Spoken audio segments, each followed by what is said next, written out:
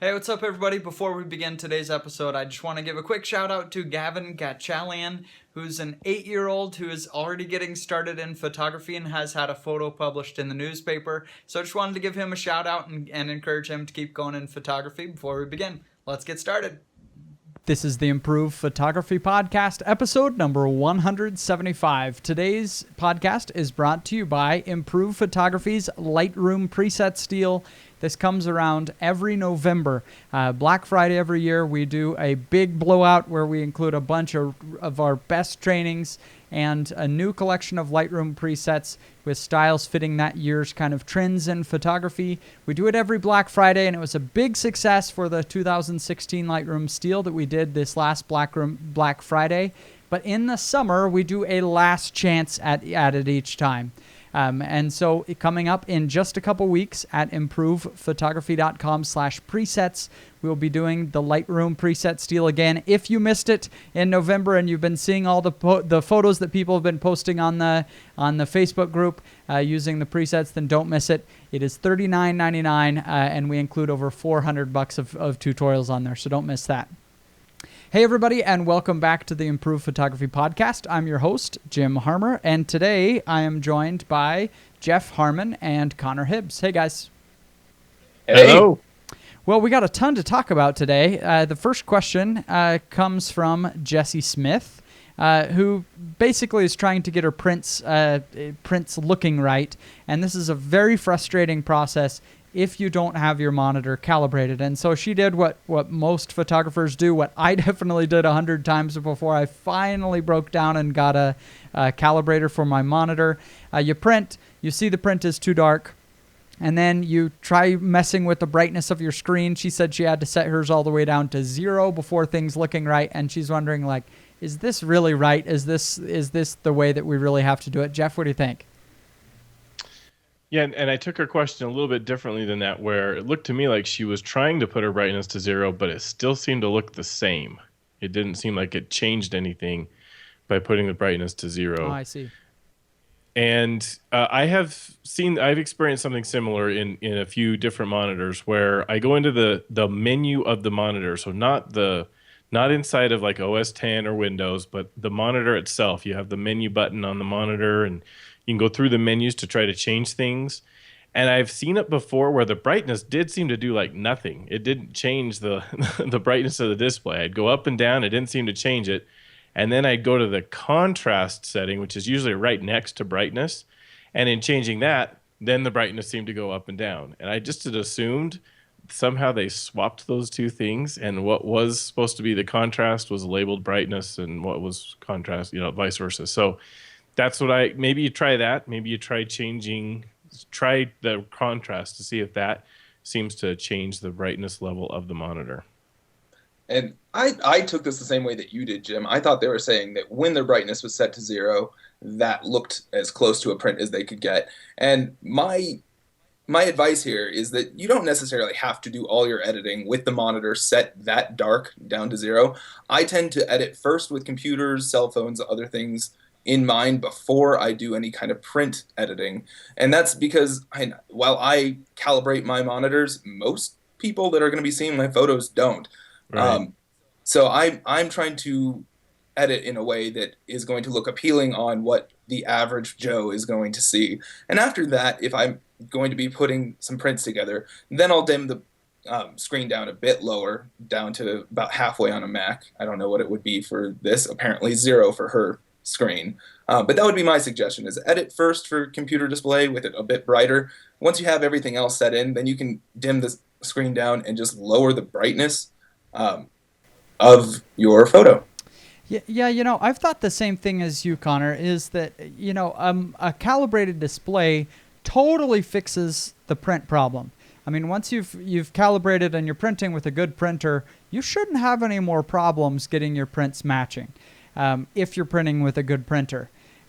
But most of the time, that's not what we're doing with our pictures. I mean, it's like 1/10,000th of my pictures. Maybe every 10,000 pictures, I'll print one. But I'll show a lot of the pictures online. And very few people are looking at my photos on a calibrated display. I think all of us have had the experience of posting a photo online and then you see it on somebody else's monitor and it's like, yikes, that looks terrible, and because their screen settings are different. There's no way to guarantee that it's going to look right, even if you just turn off calibration and keep it, because every screen is different. But you can pretty much guarantee that 99% of the people who see your photo are going to see it on a very bright screen with very vivid colors, because that's how monitors are generally coming out of the box, and very few people change it. And so if you kind of back down on the brightness a little bit and back down on the vibrance a little bit from a calibrated display, you're going to get at least somewhat close, but it's just kind of a tough thing.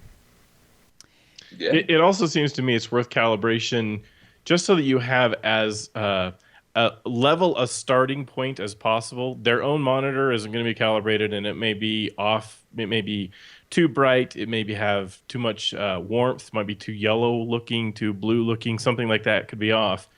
But if your photo is off in that same direction, then it's going to look really bad. So having it calibrated so that it's kind of, at the medium point, if you will, then you have that's going to make it have the best chance of looking good on someone else's screen where it's not calibrated. Yeah, and from time to time, it can actually go the other way.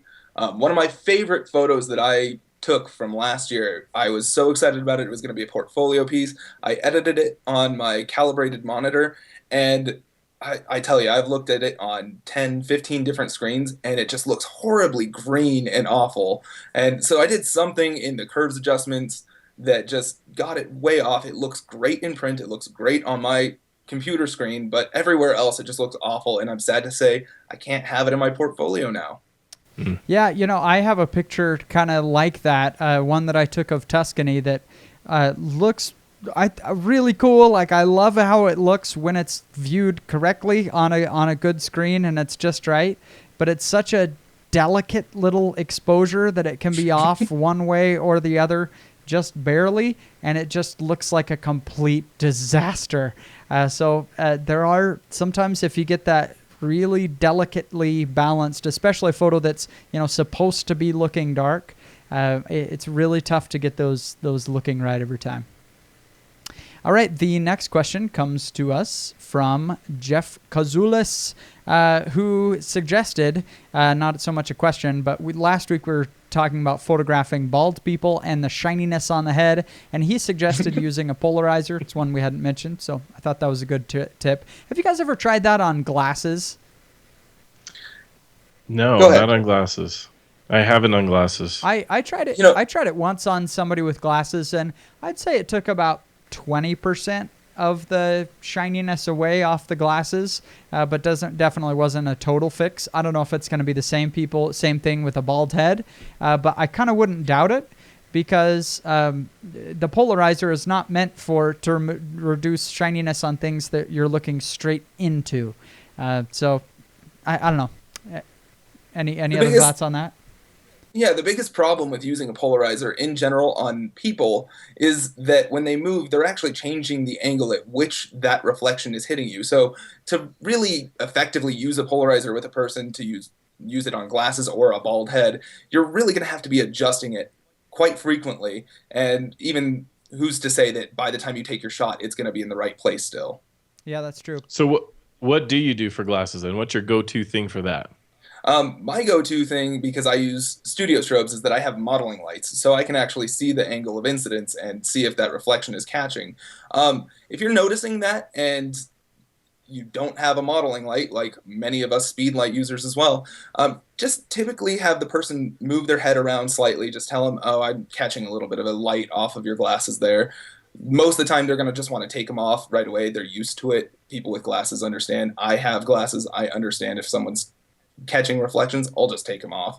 But another good little tip is if you actually tilt the glasses just slightly downwards, that usually is enough that it'll actually stop that reflection from getting to your lens. Do a little bit of the librarian thing, slip those glasses down. Yeah. It only works on the right person. Don't tell children to do that because it looks really weird. Yeah, and the other weird thing is that sometimes like some people, you know, have glasses on, they'll take it off sometimes. Some people always have glasses on, and so they look totally weird when you take glasses off. So you kind of have to work with the person and know, you know, if you always wear glasses and we photograph you without it, it's going to look strange to the people that know you. And so you kind of have to gauge that. And I mean, don't be afraid to tell someone, put your glasses back on. I'd actually like to get this photo of you in your natural state. I'm a 100% of the time glasses user. If somebody asks me to take them off, I will. But I'd rather just sit there, take another minute, and get it right in camera. I know it takes more time in post, but especially with kids where it's hard to get them to keep their head still and follow those directions we were just saying. I'll just do 2 shots. Yeah. I'll have them take one with them out and one with them in, and try to get them to be as close to the same as possible, and then, you know, use masking to put the 2 together. That can even be hard though, because they'll move their head in between the shots. They'll put Yeah, their head a down, little grab bit. their glasses, and It could be, yeah. So it's not easy any way you do it with kids. I've also had big struggles because I do mostly outdoor shoots, so the kind that change to shade. Oh yeah. So then you have like 30 seconds. You put them in the purse or something to hide it, and then 30 seconds later they're dark. So you gotta go. Yeah. Fast. Mm-hmm. All right, Nick McDonald says he was doing a shoot for somebody that wanted, for a company that wanted kind of summery looking photos, but it was a very overcast day. And so he's trying to edit the photos to make them look a little bit more summery. And he was having trouble kind of pulling it off. And I can kind of understand what he's talking about, because I had a similar problem when I was in Costa Rica a couple years ago. I photographed this amazing looking blue river, like just... it looks fake, it's so blue, and there's this tiny little rope bridge going over the river, and I was hiking with my wife, and I could have asked her to, you know, run across the bridge and take a photo, because I thought it would be an awesome photo to like sell to a company that wanted to use it for like a running piece or something. But neither of us were really dressed for running. We looked like we had been in a muddy rainforest for a few hours. And so I thought, okay, I'm just going to capture the scene. And then later, when we get back to Boise, I'll have my wife run across the bridge again, and I'll photograph her, or have my wife just run, and I'll photograph her and composite her in. Well, the problem is it was an overcast, kind of rainy day, and I photographed my wife on a more sunny day. And I just tried everything I could, and there was no way you could tell. Just the quality of the light was different in both, and I just could not edit them to make it look convincing at all. Have you guys ever tried anything like that?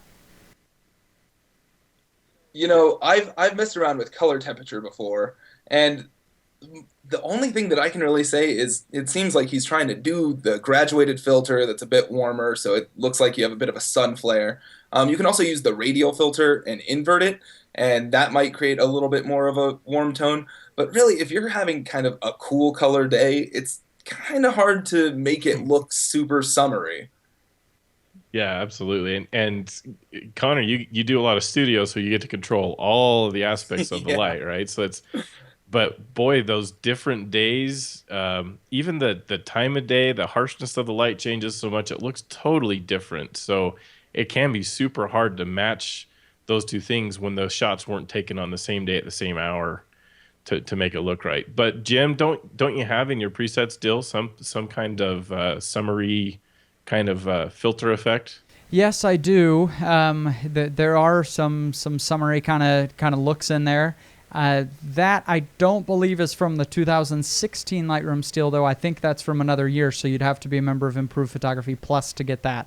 But I think more important than that is just getting a convincing sky. And so you may look at Nick's sky replacement tutorial in Improved Photography Plus, or on the website on Improved Photography if you don't want to do the subscription.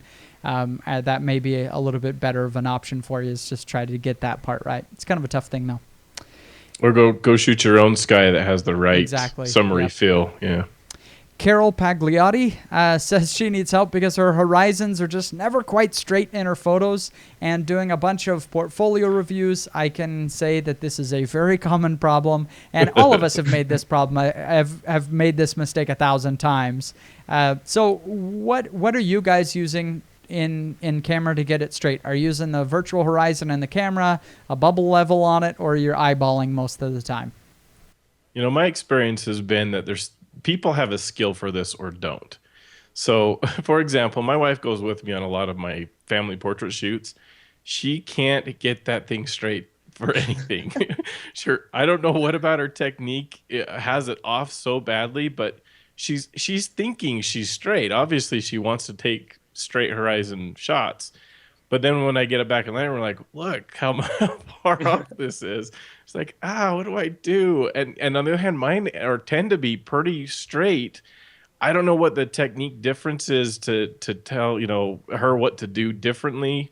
I'm sure maybe working on how she's holding her elbows or something would be good, but it does seem to be kind of a little bit of a natural ability to do it. If it's not run and gun shooting, if it's landscape, then yeah, I will definitely use the in-camera level. Yeah, in-camera level is probably my go-to because I do a lot of handheld stuff. I don't actually use a tripod hardly ever at all. But for those of you that have a tripod, obviously the bubble level, as long as it's visible, I know some of them are kind of in a weird spot, but as long as it's visible, a bubble level can be really useful. They even make little bubble levels that you can put in the hot shoe of your camera to see on 3 different axes if you're straight. Biggest problem I have here in Colorado is I'm right next to the mountains. So even if I am actually shooting pretty level, my normal landscape is going to look a little bit crooked and weird because of the way that the mountains sit. Yeah, and I have never had great luck with the bubble level because as much as you try to get it just right, if it's off just a tiny, tiny, tiny little bit, it's wrong because you can tell when you look at the photo big. And so I kind of switched to just using the virtual horizon on the camera because I always get it wrong when I eyeball it. I'm kind of like Jeff's wife in that. I always get it wrong. And so I've switched to that, and I've had much, much better luck. So might be something for her to try. Well, I know you guys have been getting out and doing a lot of shooting lately. Connor, looks like you had a successful shoot at the sand dunes. I actually have a shoot coming up that I'm anticipating. I'm worried about it. This is a shoot that I've been looking forward to for the last few months. I'm doing an engagement shoot at the Great Sand Dunes. It's a couple hours away, but my biggest concern here is I don't want to get sand into my camera or into my lenses or anywhere else, and it is a gigantic sandbox. So I've been thinking about different ways that I can keep my gear safe. First thing I did is I'm planning my focal lengths before I get in that situation. I'm bringing both my camera bodies, so I have a 24-70 on my full frame and a 70-300 on my crop sensor, and that way I'm pretty covered on the whole focal range as much as I need to be anyway. But one of those problems is that, as I said, I don't really have a decent tripod that I can bring with me, so I'm not going to be setting my bag on the ground. I'm going to just be carrying everything because I don't want sand to get in my bag and get everywhere. But despite all of this planning, all of this thinking through everything, I'm still just terrified that I'm going to do something that's going to ruin one of my accessories, my lens, my camera, anything like that. So I was wondering if you guys had any experience shooting in areas that have lots of dust, particles, sand, or anything of the like, and if you might have any tips for me.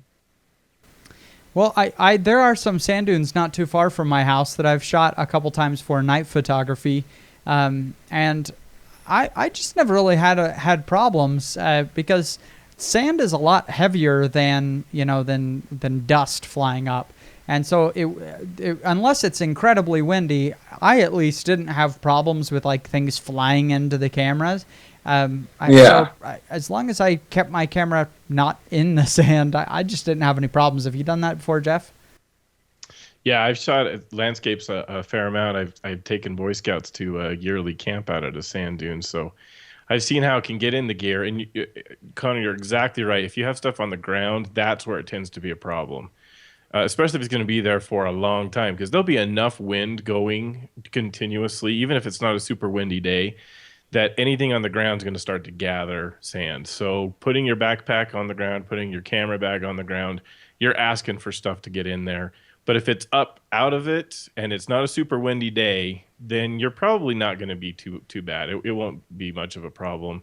Your shoes will have plenty in it, but your camera probably will be okay. But yeah, if it lands in the sand, that's going to be bad. And if it's super windy, then that would be a problem. But then it's going to be hard for people to want to be there anyway. Yeah, Sand's going to be and moving around. So especially with it being a portrait shoot and everything, I need some decent conditions. My yeah, biggest concern here is that I'm going to be carrying two heavy bodies for sure. hours and hours. Yeah. And I really considered just going out to the local camera store and buying a tripod before I even go. Not necessarily because I'm planning on taking beautiful landscapes. I'm going to be focused on my people. But I just need something to be able to set one of these bodies down. What if you So get the other- something like the a other- holster? Like, I think Erica Kay uses the spider holster. Yeah, and I actually have the Capture Pro by what's the company? Peak Design. So Oh, it's yeah. kind of the same type of thing where it's a clip. I can clip it on to different things, my belt, or a bag or anything of that sort. So I use that for one of my bodies. But even then, I mean, two bodies Here's another isn't so bad. suggestion. Yes, yeah. Have you seen? I don't know if you've been to any sporting events lately for kids, but there's these little I'll call them sport wagon things. They fold up so that they're really tiny, but then you can expand them out, and it's probably about a, I don't know, 3-4 foot long little wagon type thing, 4 wheels, little telescoping handle. That's what I'm using on all of my outdoor shoots, sand or not, everywhere. I have then all of my, like, I have tripods and light stands and modifiers, and I have all kinds of stuff that I just throw into the wagon. And then we follow our family around as we're going to go take photos of the family. And I don't have to carry all that stuff or have to worry about, assistants carrying all that stuff or my wife having to try to drag it around.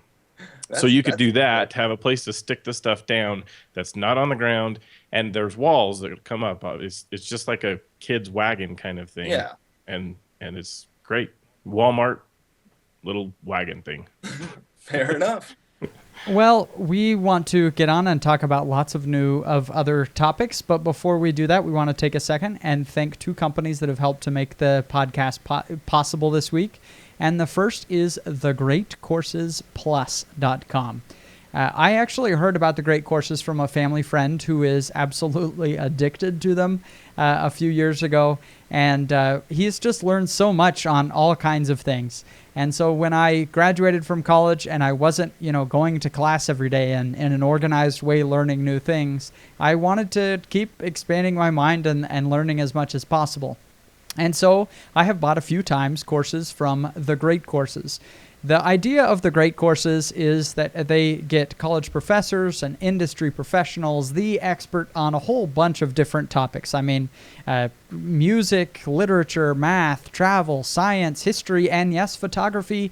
And they teach a master class on whatever that topic is. They have a National Geographic photographer that has some excellent photography courses. I've taken some of their courses in religion before. And the cool thing about the Great Courses Plus is that you get it all in one dashboard with tons of video courses on just about every subject you can imagine, all in one place. So you can get that at thegreatcoursesplus.com/improve and sign up today for your 1-month free trial. That's thegreatcoursesplus.com/improve and sign up today. thegreatcoursesplus.com/improve, and we thank them for their support of the podcast. And by VideoBlocks. I've been a VideoBlocks customer for quite a while, and I really love my subscription. It's one that I use all the time. In fact, you've probably seen content from VideoBlocks on a ton of my YouTube videos. When I go to Iceland or I'll go to China and I want to put together kind of a trip video afterward, I'll have a lot of photos and videos that I took there, but I want to kind of supplement it with some excellent drone footage or high-end kind of environmental photos of the area to kind of supplement the coverage that I got for the video. And VideoBlocks is an excellent place to get it. The cool thing about VideoBlocks, there are a lot of websites that are kind of stock video websites. The cool thing about VideoBlocks, though, is it's $99 a year, and you can download as much as you want. There are no limits to it. And that is really, really unique. So if you're a media creator, and I know most of you listening to the podcast are, VideoBlocks is an excellent website to check out. The next time you have stock video needs, really, really should check out VideoBlocks. It's inexpensive. The license agreements are really expansive. You're allowed to actually use the content that you buy, unlike some of the stock video sites that are out there. So I have really enjoyed VideoBlocks. Get your subscription today for only $99 at videoblocks.com/x/improve. That's videoblocks.com/x/improve. And we thank them for the support of the podcast. All right. Well, I wanted to talk a little bit today about long exposures. I've been working with some of the writers on improved photography. So every single day, every work day, every 5 days a week at least, sometimes 6, we are releasing a podcast, new article. I'm tongue-tied here on improvedphotography.com. And I've got to say, the writers have been killing it. They each of them have a column, so they write twice a month, so you can kind of start to get to know the columnists on there a little bit. And man, they have been producing some really, really good information. And for one of them, Kevin asked me to do a little bit of research, and he had all of us kind of test our cameras with really long exposures and to see to check out the long exposure noise. So this is different than just regular noise from a high ISO. What we're talking about here is the noise just caused because you're taking a very long exposure. And so I did a test at 3 minutes, 3-minute exposure. And then after that, I took another photo at 3 minutes. But that was after I had been working my camera for a little bit to see how the effect of just the camera being hot affected the noise. And I knew that there was a difference. I mean, I've been told that before, but I'd never actually sat down and done a test of hot camera doing 3-minute exposure and then letting the camera cool down for a little bit and doing a 3-minute exposure. And I would say there's about 40% less noise in the photo where I had given the camera a minute to cool down. And so I had no idea that it was that dramatic of a change.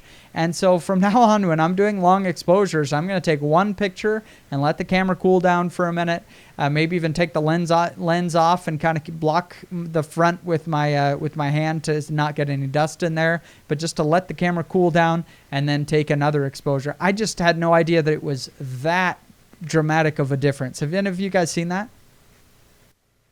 Yeah, so I was looking into this a while ago when I was trying to do my first Milky Way galaxy shot. And when I looked into it, I discovered that my camera model at the time, I was using a Canon 60D camera, that they actually had an astronomy version of that same camera. What is the difference between it and the regular one? And there's a couple of other things. They do some stuff with filters to make the colors look more right. You can capture more of the color gamut in the stars and the galaxies and the clouds that are out there. So, but one of the biggest things they do is they add a lot of cooling capacity to the sensor. The back is significantly thicker on that, so that they can do some cooling for the sensor and make it a lot dramatically cooler, like even cooler than like over that 3 minutes. So that first exposure you took, Jim, it's heating up during that whole time, right? They've got it. That's what they're focusing on, is trying to make it so that sensor doesn't heat up even in that 3-minute exposure. And it cuts out a huge amount of noise by cooling the sensor down.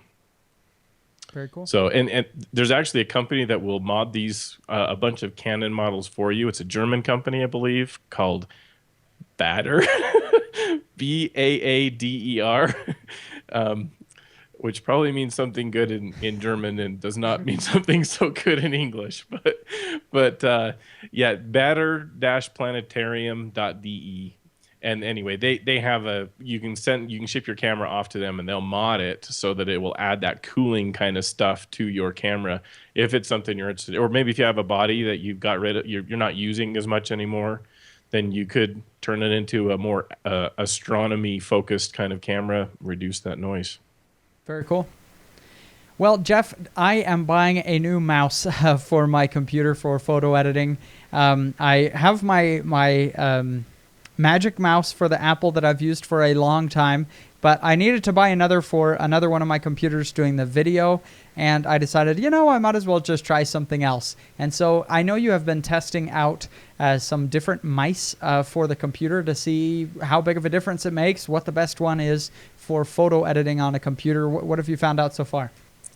Yep. So I brought in a ton of mice. I went out and asked a whole bunch of vendors if they'd send me some to review, and a bunch of them did. And I spent 3 weeks with each one. So I didn't want to have it be a single day experience. I wanted to actually see how it went. So I spent 3 weeks with one that would make sure I got at least one full photo shoot that I would do in there to get a lot of experience, especially in Lightroom and Photoshop is what I wanted to focus on. I love this, 'Cause you can Jeff. Nobody spends time on this stuff. Like, Jeff Harmon is the ultimate person for finding the weirdest, tiniest, nerdiest aspects of photography and going crazy on it. I love it. Yep, and if you want to get gory details, listen to Photo Taco. I love it. Okay, so let me kind of just review very briefly. One of the things I wanted to find out was what high DPI mice are all about, because I've seen them advertised a lot, especially to gamers. I'm not a gamer, so I can't tell you why gamers care, because I don't have any idea. I guess it helps them be more precise as they're playing the game. I'm not sure, but I wanted to know, does that matter for photographers? Should we care as photographers about getting a high DPI mouse? And we care about DPI in a lot of other situations. We want high DPI prints. We want to be able to have lots of resolution on our photos. But do we care about it on mice? Does it affect the portrait photography or whatever photography you're working on, your editing? Does it improve things? And so I've tested mice with insane amounts of DPI. They have buttons on them to switch between it. I guess the gamers need that because most of these were game I'm mice. sorry, do you mind if I cut in just a sec? So for those of you who aren't aware of this, so DPI is dots per inch. I'm guessing this is called something different outside the United States, is it not? Oh, I don't know outside the United States. It's probably DPC, dots per centimeter or something. I don't know. But what it means is, if I'm right, so what we're talking about is just if we move the mouse a tiny little bit, that it's actually registering that difference in how much it moves. So what are some ranges of what the DPI might be on a mouse? Oh gosh, I'd have to go look at what they are. 20,000th or something. Yeah. Oh yeah. It's or higher. There's lots of range. There doesn't seem to be a lot of consistency between them on exactly what numbers they support. And sometimes it can be hard to find it out. Like they'll just advertising it as a high DPI gamer's mouse and not say what the actual DPI setting is. So how much does it really matter? I mean, we're moving the mouse 1/20,000th of an inch, right? Like this 1/20,000th of a centimeter and a half. Like this is crazy. That's like an imperceptible. Like a fly flew over and just breezed the mouse a little bit. It's like, yep, we registered that sucker. So what does it really matter? Right. I have a really good friend that's a serious gamer, and let me tell you, it matters to them because they want to be able to turn corners. It's mainly for first-person shooter type games that I've seen, and it's the most nauseating thing to watch if you're not playing because they're just moving around, whipping around super fast. So it matters. Just I don't see how it could matter to us photographers. They want to make sure the bullet in their video game hits just the right artery. Like somewhat, I guess so. And it matters apparently that they need to be able to change it because almost every one of the gaming mice I tested had a dedicated button just to switching the DPI. You can go through the different settings. It had some, increment of DPI, and you could rotate through the top and then hit it one more time, and it would go back to the bottom.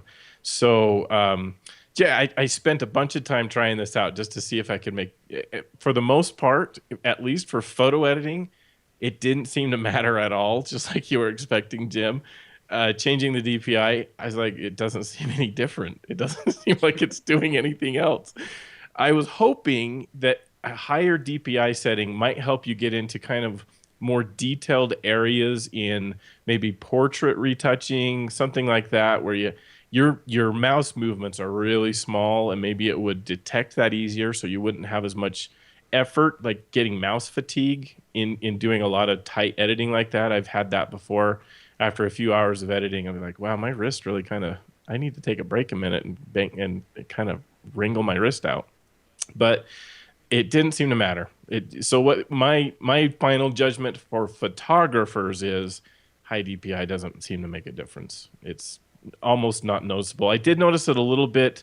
Like I have a 30-inch monitor I'm working on, and I could go across the whole resolution of the monitor if I was going like from the panels in Lightroom on the right-hand side all the way to say the far left side of the photo, going across the whole screen.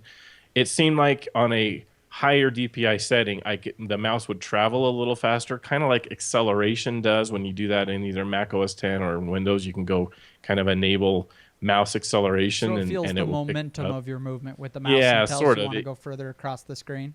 Yeah, but that was really negligible and so not worth trying to get a high DPI mouse. So my advice would be don't worry about DPI for photography. It doesn't seem to really make a big difference. Some other things I learned about it was surprising to me was that a bunch of these gaming mice, the software to use them was awful. Like the drivers were not, it was hard to find them in some cases, especially for Mac. That was another part of my testing is I did the testing on both PC and Mac just to see how they compared.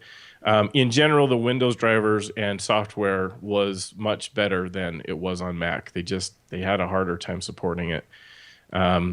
Then so let's talk about then my favorites, what I came to. And I'm going to be putting an article out on all of this, all the mice I tested and my review of each one, what the pluses and minuses were at improvephotography.com soon. But just to give you kind of the lowdown on what to recommend. For Mac, the Magic Mouse is really hard to beat. I hated it at first. The ergonomics of it is just, I wish the ergonomics were a little different. It's not tall enough. It's too low. Yeah. And so I didn't really like that. Other than that, though, really, really good mouse. I loved it. It had really good responsiveness. I like no wires. I tried both wired and wireless mice in this testing, and the wire on the gaming mice, they did pretty good because they've really focused on that, and they make the wire really flexible, so you almost can't tell it's there, which is good. But I like not having it be wired. That's nice to have. And then but with Magic Mouse, that worked flawlessly. I did find you kind of have to double click the mouse either to wake up your Mac or to kind of get it connected again. If the mouse went to sleep and disconnected, then you have to double tap and it quickly reconnects, and that's all good. If you like the style of the Magic Mouse, but you want to use a PC, there is something from Logitech in this space. They have it. It's called an ultra thin touch mouse, but it's like half the size. So it's about the same profile, like same thickness, maybe even a little thinner, but it's only half as long. And so the ergonomics were even worse to me. So the Bluetooth worked fine for it on PC. So it's the same kind of concept as the Magic Mouse. And it's a touch mouse, same thing there where you can do swiping motions on the top surface of the mouse. So if you want to try to get a Magic Mouse-like device for the PC, it's a pretty close imitation of it, although the ergonomics I thought were even worse. So I have it. I'll use it in travel because it's a little tiny mouse, and it's good for that. But it won't be my daily use for sure. My favorite. Oh, and then Magic Mouse on PC just doesn't work. There's some software. There's some people who've written some hacks to try to make it go, but it's awful. You don't want to try that. It doesn't work well. All right, then for PC, my favorite's still Logitech. I've tried a whole ton of mice now in this, and Logitech simply makes the best mice. That's just how it's really come out. So for the kind of average person, if you're not wanting to spend a ton on a mouse, which I totally understand because it can get expensive, at about $35, which might seem like a lot to some, but the Logitech M705, really solid mouse. Very nice, very ergonomic, very smooth, has the wireless radio stuff. You get this little dongle you put in a USB port. It's great. I really liked it. But my favorite out of the whole group, and it's maybe because I have hands that are a little bit bigger, is it's expensive. It's an $80 mouse. It's the Logitech Performance MX Master. And really nice. One of the things I liked the very best about it was that the middle wheel, it has a clutch in it. So when you so when you're browsing on a web page and you want to try to go back to the top really fast, you flick that wheel and the clutch engages and it just flies. It Does it really have a takes off. parking It brake goes. too? No parking brake. You can turn it off. Wait, There's a gotta little switch button. into second gear. But I didn't think I'd care. And the first time I did, I was like, what the heck just happened? But as I used it more and more, I was like, ooh, I really kind of like that. It's cool. So I don't know if everyone will get going on that, but I really liked it. And it just fits really nice in my hand. It's really, really nice.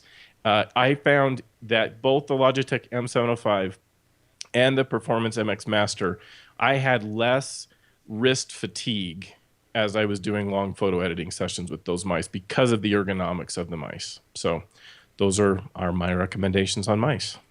Now, Jeff, I have a couple of questions for you. First of all, I use a Magic Mouse on occasion, and I really love the side-scrolling feature that it has. Did you Yeah. find any other good mice that have that side-scrolling feature? I So- agree with you. Side scrolling, I I use do a too. ton because Yep. I am often in Premiere doing video editing.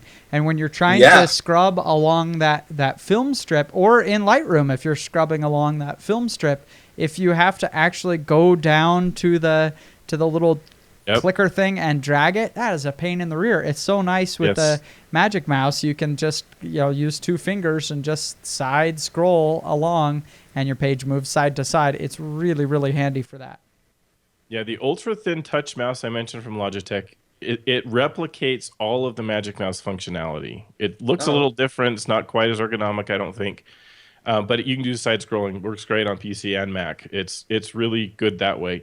And then that's one of the other features I liked on the Performance MX Master from Logitech. It's not touch, so it's not the same motion where you use your fingers to Yeah. flick over, but it has a side scroll knob right by your thumb. So you flick that and the Oh, side okay. scroll is just the same. A little different motion, but at least you get the same thing without having to move the mouse pointer down to the bottom of Yeah. the screen, or whatever it is to go to the side. It's more about the feature than it is about the ergonomics of it anyway. Like I just need to have a mouse that can side scroll, and I've kind of given up on mice altogether, which kind of brings up my second question here. Do you have any plans on comparing pen tablets to mice? Because I'm a big proponent of pen tablets. Yeah, I really want to try it because I've never done it yet. I haven't done any Wacom or any kind of tablet. I want to try out like the Monoprice one too because it's significantly cheaper than the rest.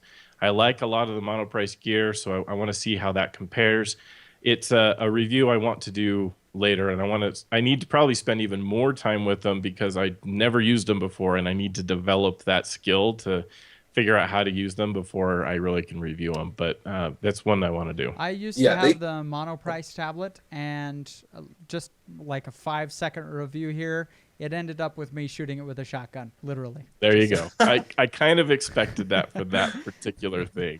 But I've heard other But, you people know- that love it, absolutely love it. It was so glitchy and inconsistent for me that it drove me nuts. Yeah. Yeah, that can't do. And I mean, a lot of people have lots of complaints when they start using a pen tablet anyway, because it does have a bit of a learning curve. And I think that a big part of it is just learning to customize to the way that you want to edit and work. But now it's almost second nature to me. Like using a Yeah. mouse seems a little bit odd anymore. Maybe you I'm need to left do a hand- review. Yeah, maybe I could, but I don't know all of these things about all these awesome mouses.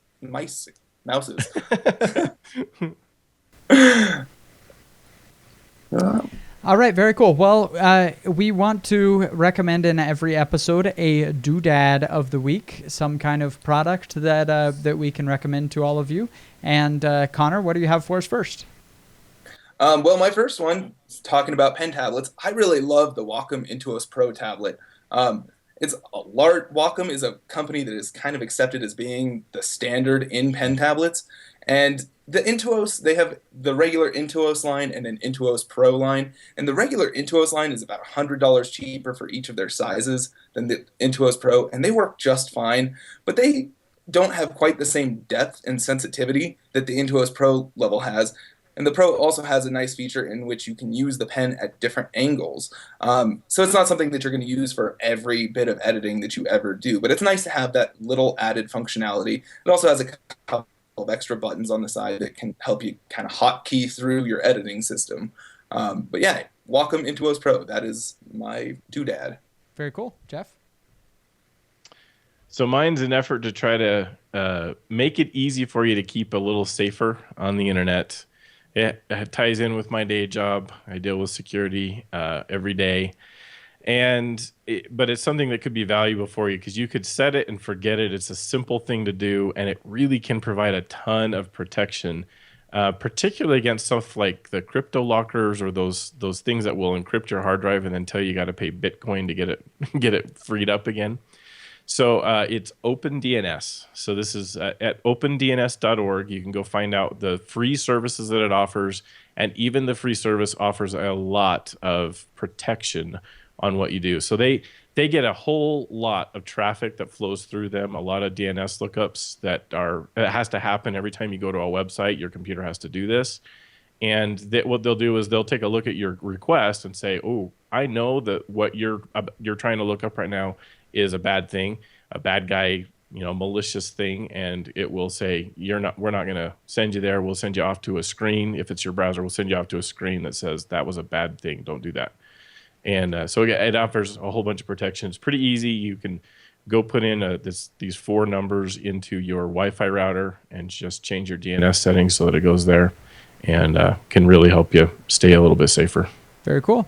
Well, my recommendation for this week is the eTech City Wireless Remote Control Electrical Outlet Switch for household appliances. So this is, it's basically a little switch that goes, you plug it into the wall where you normally plug stuff in, and then you can put any outlet, any appliance, anything you plug into this. So it just goes between the outlet and whatever you're trying to plug in. And it has a remote control. And so if you have a bunch of things in a room that you need to turn on at once, like if you're a photographer shooting with studio strobes, hint, hint, Connor, if you have to walk around and turn on 5 different flashes before every shoot, and then you've got to walk around and turn on different room lights and turn off some room lights and get it all set up for your studio to work, you get a bunch of these that hook into your outlets, and then you have one remote. And with that one remote, you just press one button and poof, everything in the studio turns on and you're set to go. This is what I use in my office because I have 3 different video lights turned on. I have 3 different computers, 2 TVs, and 5 different cameras. And I want to turn them all on instead of spending 10 minutes doing the rounds around the office. For the video system, I can just press one button and poof, everything is on. But I thought it'd be cool for if you're a studio photographer to save a lot of time. Anything I can automate, all about it. I think that's actually a great tip, but I think I'm a bit more of a fan of the clapper. I like to just clap it on. All right, and we also have a do random of the week. Connor, what do you have for us? My do random is sunscreen. You guys, it's warming up, at least here in the northern hemisphere. I'm kind of an indoor cat, but I went out and shot last weekend outdoors, and my neck is peeling. I'm really feeling it. Please protect your skin. It's nothing, no specific brand, nothing like that. Just protect your skin. Get some sunscreen. Awesome. Well, thank you, everybody, for joining us on this episode of the Improved Photography Podcast. Really appreciate your support of everything we do. It's a lot of fun to bring these shows to you every week, and so we appreciate you sharing them with others and enjoying them. Thanks, everybody. Bye.